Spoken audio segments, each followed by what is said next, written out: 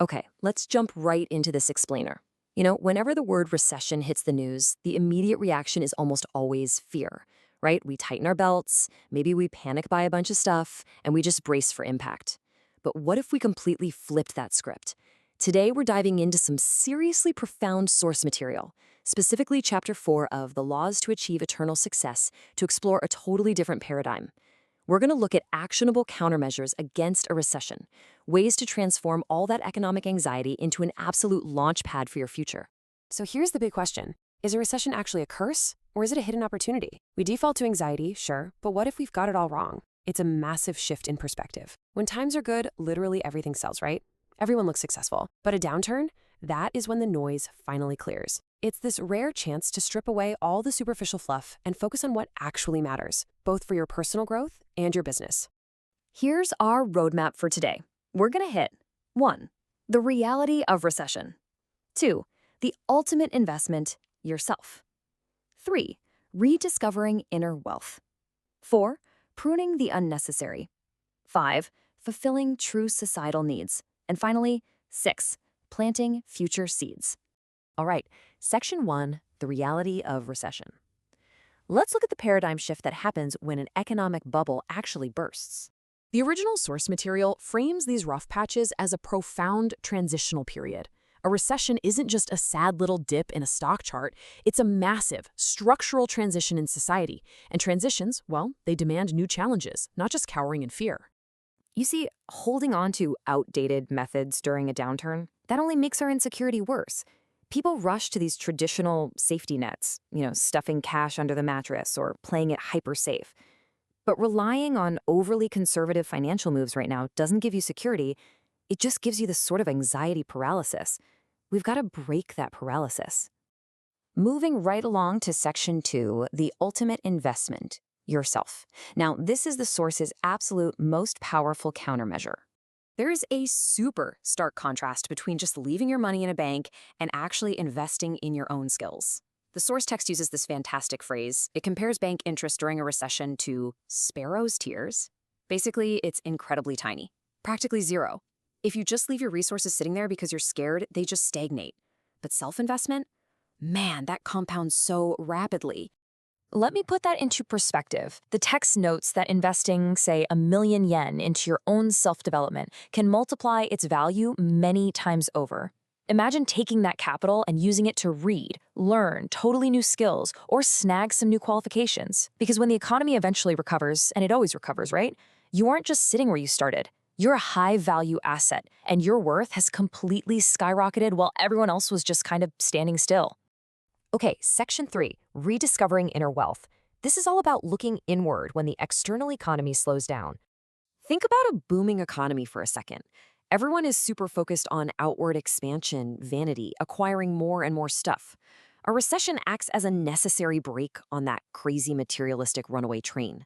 It essentially forces us to stop and rediscover family, inner reflection, and our spiritual values. It's the perfect time to ask yourself, hey, what's actually valuable in my life when all the easy money disappears? This period of quiet, inner reflection is what truly polishes the mind. By stepping back from purely materialistic goals, you develop a much deeper, far more attractive character. The text argues, and I love this, that the folks who use this time to build a rock-solid inner character, they're the exact ones who become capable of leading the masses in the future. All right, Section 4. Pruning the unnecessary. Let's take that reflective mindset and apply it straight to auditing your business. Here's the thing. A recession is absolutely not an excuse for failure. It's a Zen koan. The source text beautifully compares an economic downturn to this sort of spiritual, paradoxical riddle designed to test you. It's challenging you to figure out, can your company transform its very core constitution to survive and even thrive? You can't just point fingers at the bad economy. You have to solve the riddle of your own inefficiencies. To do that, you have to be a ruthless auditor. You need to identify your weak points and cut the bubble products. The stuff that only succeeded because money was easy. Cut those and strengthen your absolute core competencies. Sure, it feels a bit painful in the moment, but it completely transforms a fragile, bloated company into a streamlined powerhouse that can survive literally any test. Section 5. Fulfilling true societal needs. Let's see how providing real, undeniable value becomes your best external strategy. During a downturn, consumers become incredibly strict with their money. Wallets are tight, so people aren't just throwing cash at frivolous things anymore. If you acknowledge these strict new standards, discard all the fluff that lacks true demand, and ruthlessly pursue what society genuinely needs, well, that's how you align your business with reality. Because at the end of the day, true value isn't determined by a booming economy. It's determined by fulfilling authentic human needs. If your business is rooted in providing real value, a recession simply proves your worth. As long as humanity is around, the need for genuinely valuable goods and services is never going to disappear. So think of a recession as a giant filter. It removes all the noise and leaves only the authentic, high-value stuff standing. Which brings us to Section 6, Planting Future Seeds. This is how we pivot from just surviving to actually dominating the future. The source text emphasizes that top management, and really, individuals too, cannot afford to get buried in daily routine tasks right now. You've got to keep your antennas up. You need to look 5, maybe even 10 years down the road. Revise how your business fundamentally operates, and above all, cultivate a totally fresh entrepreneurial spirit. You have to be hypersensitive to the shifting era and actively gather intelligence about what the world is going to need next. Just remember, we are in a massive era of transition. Those who take this time to polish themselves and actively plant new seeds, they are the ones who will reap the massive rewards later. It's out of these times of immense struggle and shift that the giant enterprises and the greatest inventors of tomorrow actually emerge. There's a quote from the text that perfectly captures this whole message. What are the seeds for the next era's business? We must discover and nurture them. Think about it.